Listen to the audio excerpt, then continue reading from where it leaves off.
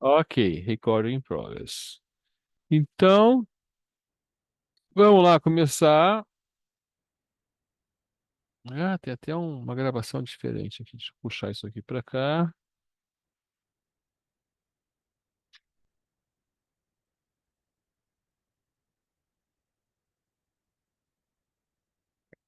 É, A gente vai começar com uma historinha, tá?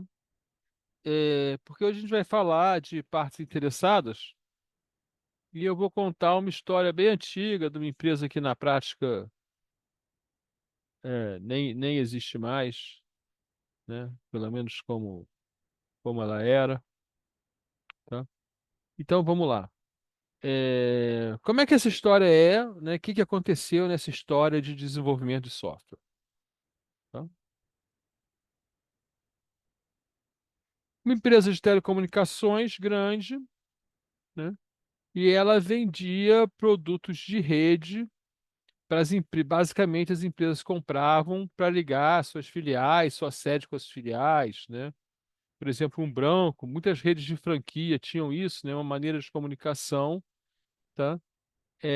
Pré-internet, na verdade, ok? Então é um caso. É... Peraí que o Felipe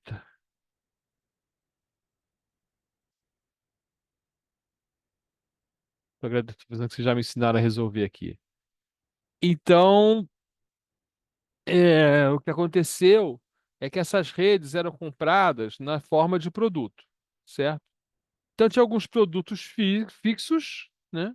Que tinha nome no mercado. Então, por exemplo, você tinha uma central e 30 lojas, você que tinha um produto que era no modelo estrela, né? Então, ele tinha, e até certo tamanho ele tinha um nome, depois de certo tamanho ele virava extra, depois super extra.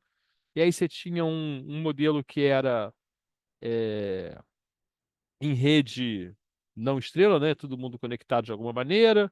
E você estava comprando esses produtos, vendia numa loja lá, né? Especial, que o cara chegava, o vendedor também podia lá, se você fosse uma empresa maior, né? O cara chegava e falava, eu quero isso aqui. E aí se preenchia um formulário do que o cliente queria. Isso era enviado sempre para a engenharia, não interessava o produto. E aí a engenharia recebia aquilo ali, fazia uma conta, né, como era a configuração, e dava um preço, tá? Então, esse aí era o sistema, tá? O que acontecia é que tinha um ciclo longo de vendas, né? Porque tinha o cliente lá que mandava para o vendedor, que conversava com o vendedor, e o vendedor mandava o relatório para a engenharia, que devolvia para o vendedor e que falava com o cliente. E a engenharia recebia esses pedidos, eh, e recebia vários tipos de pedidos, porque ela também recebia, né, os pedidos mais complexos, que eram feitos de forma ad hoc e precisavam realmente ser calculados. Tá? Então a empresa, ao longo do tempo, foi configurando produtos pré-fabricados, e todo produto gerava um projeto. Tá? O que aconteceu é que se entendeu que esses produtos, né, de fácil configuração, porque já estavam todos pré-projetados, qualquer que fosse o pacote, né, não deviam precisar ir para a engenharia, né? Então o vendedor podia ter um software onde ele botava os dados e falava, olha, vai ser configurado assim e vai custar tanto. Não precisava da engenharia, ia logo para operações, certo? Os parâmetros da engenharia no software seriam como entradas, né? E o resultado do sistema seria o projeto igual da engenharia já precificado. Eu preciso disso, disso, disso, disso. Né? O preço é isso, com uma possibilidade do vendedor negociar, né? Um preço mínimo, um preço máximo, a comissão do vendedor em cada venda, né? E aí, para esses produtos fechados e padronizados, era totalmente viável, não tinha problema nenhum real, se você vendo assim, antes de tentar estudar como era feito o projeto, né? De fazer aquele projeto automaticamente, certo? Então, aí, o que que acontece? Né? Quem são as partes interessadas, né? Bom, a empresa tinha os seus gestores, Os clientes, né, iam ter um produto mais rápido, os vendedores também iam vender mais rápido, né? Os engenheiros eram a parte interessada, eles que faziam a conta, eles eram a parte de dentro do sistema, os desenvolvedores e a empresa de software que ia fazer, né? Talvez também os fornecedores da empresa de telecom, os acionistas, né, em uma maneira a mais longo prazo, tá? Os clientes, então, aconteceu o seguinte: os clientes nesse projeto não foram consultados, tá? Basicamente, se considerou que era um projeto interno, com ciclo mais rápido de venda, e os clientes iam ficar felizes. Os vendedores também não foram consultados inicialmente, porque ia se dar uma solução para eles, né? Supôs que eles fizeram a suposição que eles iam ficar felizes, né? Os desenvolvedores acharam o projeto super legal, era uma grande empresa, podia se tornar um cliente maior se as coisas dessem certo, né? Porém, né, os engenheiros tiveram uma reação ao projeto. Por que que eles pensaram? Bom, se esse projeto faz as contas que eu faço, então eu vou perder meu emprego, né? E eles tiveram uma reação ao longo do projeto, né? Então, isso aí talvez vocês já tenham vivido. Eu vivi isso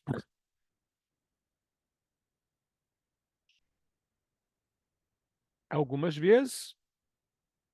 Eh,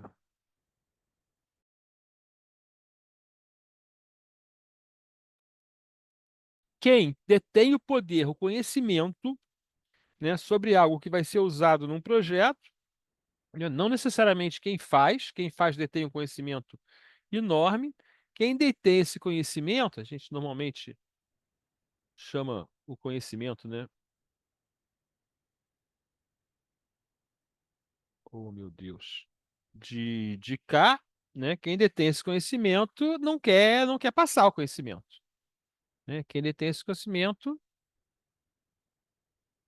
quer guardar para ele, porque na verdade é isso, conhecimento é poder. Poder de não ser despedido, poder de controlar uma decisão, porque só eu sei isso e vou usar aquela informação em certo momento, né? Então eles tinham todo o conhecimento necessário para a gente fazer o software, né? E esse conhecimento era tácito, né? Não estava escrito em algum lugar. Eles sabiam fazer a conta porque aprenderam uns com os outros, né? O que que aconteceu, né? Quando juntou os desenvolvedores para levantar esse conhecimento, houve uma grande mistificação da dificuldade da realidade, né? Os engenheiros não confiavam nesse projeto, então tudo era muito difícil de explicar, né? Então teve uma hostilidade imediata, né? Então esse foi o problema um do projeto, tá? E as pessoas, né, eu não fiz parte desse projeto, mas eu estava ali do lado, as pessoas voltavam da reunião, assim, revoltadas, porque nada era levantado, nenhuma informação saía. Eu já vi acontecer outras vezes, até em projetos que eu participei. E para sair a primeira versão, na verdade, teve que ser feita da seguinte maneira, né? O chefe do projeto teve que dar uma bronca enorme nos engenheiros, né? Mas essa bronca veio de uma bronca que foi dada na equipe de desenvolvimento, que não conseguia andar. Falou: "Olha, a gente não consegue andar porque os caras não contam nada", e o chefe foi para as reuniões lá e forçou no sistema mais simplesinho, para o produto mais simples, né?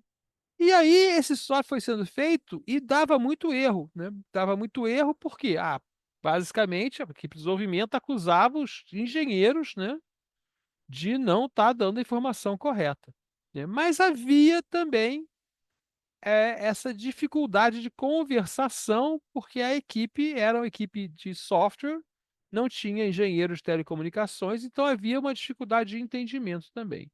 Então, esse foi o problema um do projeto, tá? Resultado: versões com problemas, prazo estendido, entregas repetidas, aumento do custo, né, diminuição do lucro da empresa, né, e ruim para a imagem da empresa. Ah, não vai dar certo o projeto e tal, né? Aí, um dia, saiu lá a primeira versão que podia vender. Quando essa versão saiu, mudou todo o caso. Por quê? Porque os engenheiros perceberam que eles não recebiam mais aqueles projetos ridículos. Mas não diminuía a carga dele, o que diminuía era o backlog deles, né? Porque eles não tinham que tratar um monte de projeto fácil e podiam tratar melhor, com mais tempo, com mais cuidado, os projetos difíceis, né? Os projetos que realmente precisavam de ser solucionados caso a caso, né? Então, quando a primeira versão aparece nas vendas, os vendedores não gostam, mas usam, né? E o problema é o seguinte: por que que eles não gostaram? Por causa da interface com o usuário, né? Quando a gente falar a gente, porque eu fazia parte da empresa, mas não do projeto, né? Eles foram usar, quando a gente foi visitar lá o lugar, os monitores eram pequenos, então foi feito tudo em páginas, né? E aí o vendedor tinha que andar para frente e para trás o tempo todo preenchendo aquelas páginas, e eles não queriam isso, né? Então o vendedor, que era especializado no assunto, entendia aquilo, né, ficou revoltado com o sistema, falou: "O sistema é muito difícil, está atrapalhando minha venda, porque eu tenho que ficar para trás e para frente, olhando, anotando coisa no papel", né. E aí que se descobriu? Se descobriu que o problema é que eles precisavam de uma grande tela, né, para poder mudar os parâmetros e ver o que está acontecendo, né. Então teve que ser refeita só a parte de interface e comprado monitores grandes, né, e com aquele monitor grande, né, todo mundo ficou feliz e o software foi um sucesso. Aí, tudo maravilhoso. Depois de mais de um ano brigando, né, tudo chegou lá, né. Então esse aqui foi o problema 2, né, né. Problema 2 resolvido, inclui uma coisa super simples: comprar telas maiores, né, comprar umas telas, na época era muito difícil comprar, não, é mais difícil comprar uma tela grande, né. E o sistema aí entrou mesmo em solução, e aí foram feitas todas as versões, né, para todos os produtos, né, e todos ficaram felizes, vendedores e engenheiros, no final, né. O que aconteceu? Né, no final de um processo super tenso, né, com várias brigas e vários problemas entre a empresa desenvolvedora e a empresa compradora, os engenheiros lá entenderam que não faziam mais o trabalho repetitivo, burro, mas não foram despedidos. Nem seriam, na verdade, né. E aí eles passaram a ajudar o projeto. Por quê? Porque eles aprenderam que eles podiam se livrar de tudo que era chato, né, e só fazer o nobre, né. Os produtos novos que estavam sendo vendidos ali, tinham sido configurados para serem feitos assim, né, passaram a entrar em produção muito mais rápido, porque não iam para a fila, da engenharia, né.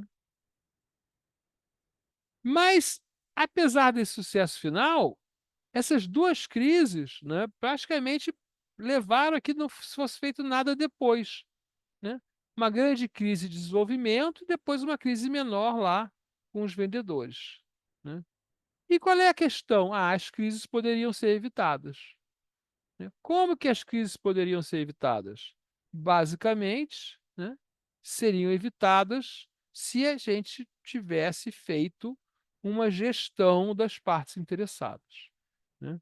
A gente teve aqui um depoimento, eu não me lembro agora quem foi, a gente não tem lá o histórico das conversas, né, mas da empresa de consultoria que usa uma gestão de partes interessadas, e isso evita justamente esses casos. Então, no espírito do SEMAT, que começa pelas partes interessadas, né, e no espírito da gestão mesmo da engenharia de software das partes interessadas, esse vai ser o assunto de hoje, ok? E eu vou usar essa técnica de parar a gravação e voltar a gravação, tá? Para as aulas ficarem separadas. É claro, se eu conseguir usar o Zoom.